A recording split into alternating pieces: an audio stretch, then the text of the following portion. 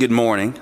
Today is a special day in regards to how we continue to focus on combating the COVID-19 virus here in the city of Little Rock, but also ensuring while we're focusing on combating it that we are truly targeting the effects of Black and brown communities and unserved communities as it relates to testing.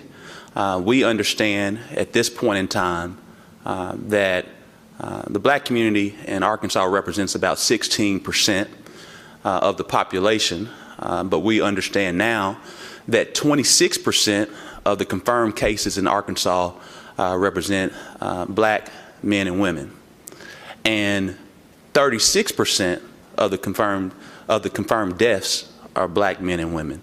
And so we are now seeing the healthcare disparities as it relates to Black men and women, not only in Little Rock, but in the state of Arkansas.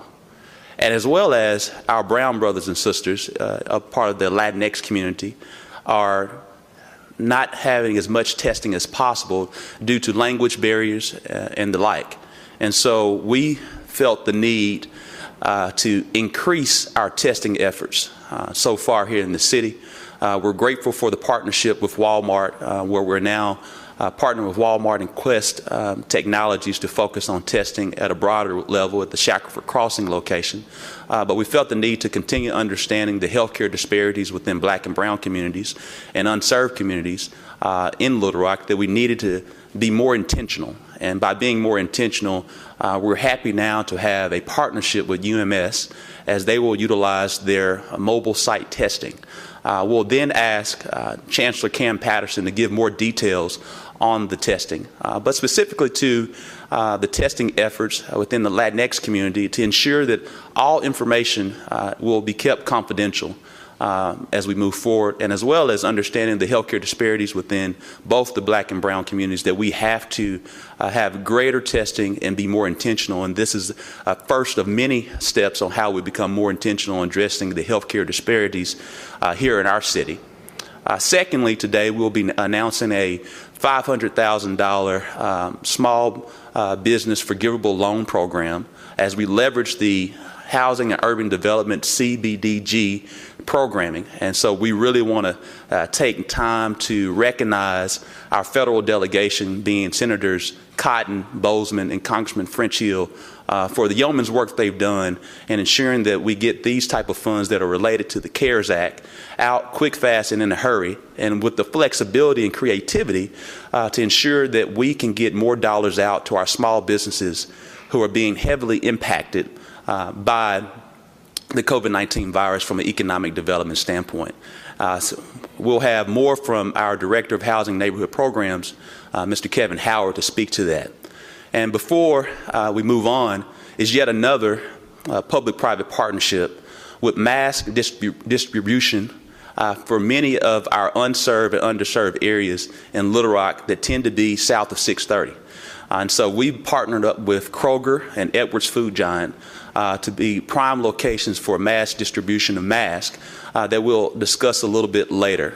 And before we go to Chancellor Cam Patterson, I want to give a special shout out to City Directors Joan Adcock, who has been a great leader within the Latinx community in Southwest Little Rock and really helping to forward this particular project with our office. In addition to that, Vice Mayor Wyrick, who represents Ward 7, Southwest Little Rock, and as well as Director Ken Richardson, who also represents a portion of Southwest Little Rock. And again, this demonstrates the great unity within the City Board of Directors and our administration on how we're all working together to fight against the COVID-19 virus from a healthcare standpoint as well as from an economic standpoint.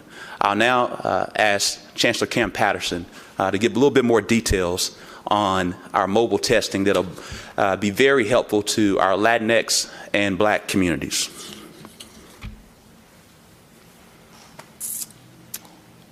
Good morning, and I'm glad to see so many of you wearing masks and everybody socially distancing in here. We at UMS are very excited about the opportunity to expand our COVID-19 testing into Southwest Little Rock. And Mayor Scott, we appreciate all you're doing to help to make this happen. And I want to join you in thanking City Directors Adcock and Richardson for also being an important part of this effort. We couldn't do this without other partners as well. And I want to give a shout out and thank you to the Mexican Consulate, the Arkansas Minority Health Commission, and Arkansas Children's Hospital, who will be helping us with our screening efforts in Southwest Little Rock. UAMS has, in response to the COVID-19 pandemic, created a mobile triage unit that has gone across the state to provide COVID-19 testing in communities that are poorly served in terms of testing capacity.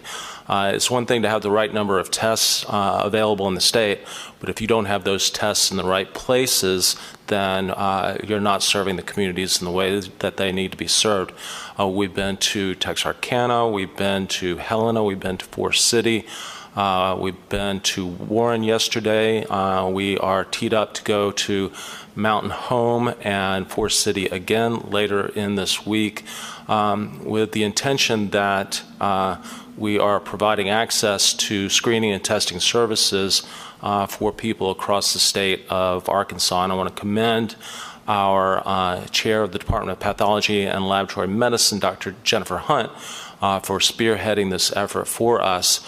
But it's not simply about the rural individuals in our state who don't have access to testing. We need to think about urban populations that don't have access to testing as well. And that's why we are so thankful to the city leadership for partnering with us to make sure that this is feasible. And this won't be the last time that we continue to look for urban communities in central Arkansas and elsewhere that we can provide better COVID-19 testing and educational services to. And let me emphasize the educational component of this. This is not simply about the hundreds of tests that we've done, the hundreds of individuals who we have told are COVID-19 negative, and those individuals that we've identified as COVID-19 positive and have begun treatment for. This is also about how we educate the communities about ways to prevent transmission, ways to identify the possibility of infection in those communities, and what we can do to make sure that the impact of COVID-19 in the state of Arkansas is as minimal as possible. And I have to commend our state leadership, including Governor Asa Hutchinson, for enacting restrictions that Mayor Scott and others are completely aligned with, that have really prevented the state of Arkansas from suffering with the surge in the way that many of our neighboring states have clearly suffered from disproportionately.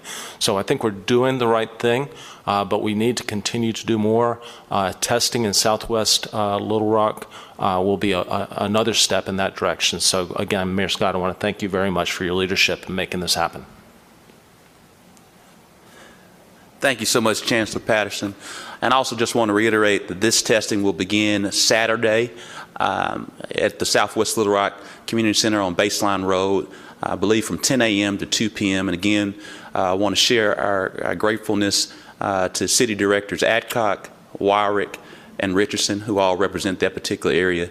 And it's good to note that that particular area in our city represents somewhere between 50 to 60,000 individuals, and where most of those are disproportionately affected through the COVID-19 pandemic. And so this is, again, another effort to be very intentional on addressing disparities in a way, and the only way to do this through the partnership with UAMS. So we're very grateful for this partnership with UAMS. Also, before we bring Mr. Kevin Howard, who's the Director of Housing and Neighborhood Programs, to discuss more about our small business forgivable loan program through the CARES Act, and as well as the Housing and Urban Development Agency. I want to also share appreciation to our city manager, Bruce Moore, who spent a lot of time and effort with Director Howard on how we developed this program to be very intentional on how we help small businesses that have been disproportionately affected by the COVID-19 virus, as well as the gig economy, which is also known to the layman person, our barbershops, our beauty salons, our nail salons, our tattoo parlors, many of our independent contractors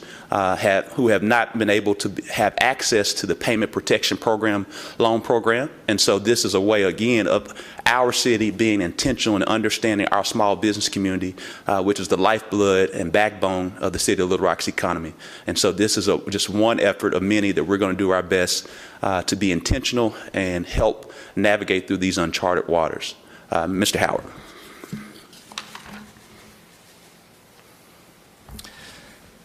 Thank you, Mayor Scott. Good morning. Through the CARES Act provided by the Department of Housing and Urban Development, the President signed on March 27th the CARES Act to provide community development block grant funds to be used for economic development under small businesses. The City of Little Rock has created the Small Business Emergency Assistance Program to provide $500,000 to assist small businesses in the City of Little Rock. This would be zero interest loans, forgivable, no payment for 1 year. The businesses can apply up to $5,000 will be given after 1 year. If jobs are created and retained or restored, the loan will be forgiven. The program also is included for sole proprietors, such as barbers and hairstylists, just as Mayor Scott just stated. The city saw a need to provide supplemental assistance to small businesses. Many are having trouble during this time of the COVID-19 pandemic. Applications will be on the website, the City of Little Rock's website, under COVID-19 on March the 4th. Right now, you could go to the City of Little Rock's website and receive the information on the information sheet on Small Business Emergency Assistance Program. I definitely want to thank the mayor for his support and the city manager, and also the mayor's staff and their support and helping, and the city attorneys and IT division and the community development division staff for doing all the hard work and putting this program together. If you have any questions, please let us know. You can contact the Department of Housing and Neighborhood Programs at 501-371-6825. Thank you. May the 4th, I'm sorry. And we can speak to this more later when we get to some of the questions, but there also is going to be some availability for our homeless shelters within this $500,000. I don't have all those details right now, but Mr. Howard will be able to answer those. Again, for the amount of dollars that will be helpful to the homeless shelters, part of this program, and that's a finite amount of dollars, they can be emailed to lrcares at littlerock.gov. I believe it's littlerockcares at littlerock.gov. I'll get it later. Secondly, as we come to a close, I want to speak to our mask distribution again in an effort. I think we all understand everyone may not be able to purchase a mask or have access to a mask. And again, in our efforts to be intentional to many of our unserved and underserved communities here in Little Rock that are representing a disproportionate effect of the COVID-19 virus, we have to be more intentional to protect our residents here in our city. And so we are happy to announce as well a partnership with Kroger and Edwards Food Giant that will take place at the Colonel Glenn and Asher locations for Kroger and the Main Street location for Edwards Food Giant to ensure that we are being accessible and intentional to provide masks through the purchasing of those masks during this period of time. And so we're very grateful for that public-private partnership with those two organizations. And again, I'm grateful for the testing with Walmart that we're doing on Shackelford Crossing, as well as the testing that we're doing with UAMS. It shows a great effort of everyone, all hands on deck as it relates to how do we fight and battle this virus and come out of it, because we will come out of it, and we are looking forward to brighter days as we reset, restore, and rebuild the Rock. Open the floor for any questions. Do you have a number of how many masks were distributed and the dollar amount that's coming out of the city's pocket? The number of masks is going to be 10,000 masks. The dollar amount, I do not know that. Do you know that, Mr. Moore? We're still calculating at this point, but it'll be 10,000 masks that we'll purchase. Do you know where that money will come Many of that money will come from our city coffers that we will eventually receive FEMA reimbursement for.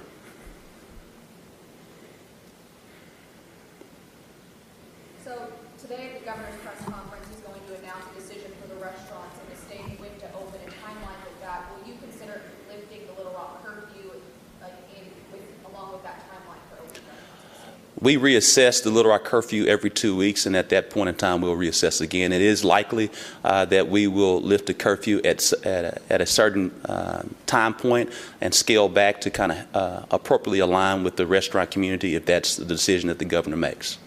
But we will not alleviate the curfew, but we probably will scale back. When will the masks start to be distributed? I believe that is May the 8th.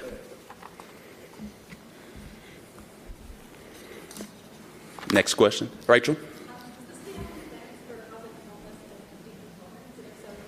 I can't hear you, Rachel. Sorry, does the city have any plans for housing the homeless and empty components? And if so, can you give us an update? We have been, as I think as we shared at the very beginning, that we've been looking into plans on how we can help with housing the homeless. We did run into some issues with Medicaid, and since that time, we've been working with our federal delegation to increase the guidelines for the Housing Urban Development Emergency Solutions Grant.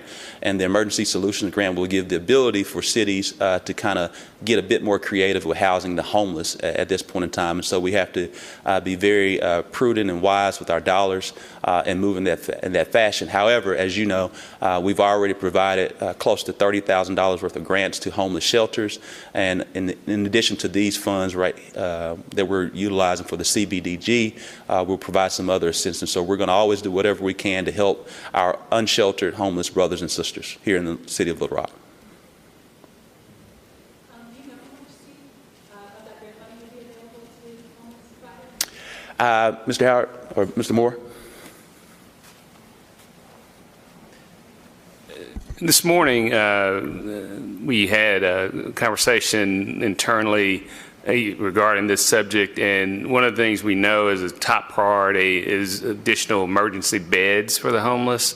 So what we are going to look at later this week is identifying some additional dollars through our HUD allocation that would fund existing nonprofits to provide those type of facilities and beds. Next question. Seeing none, thank you so much. I do appreciate you.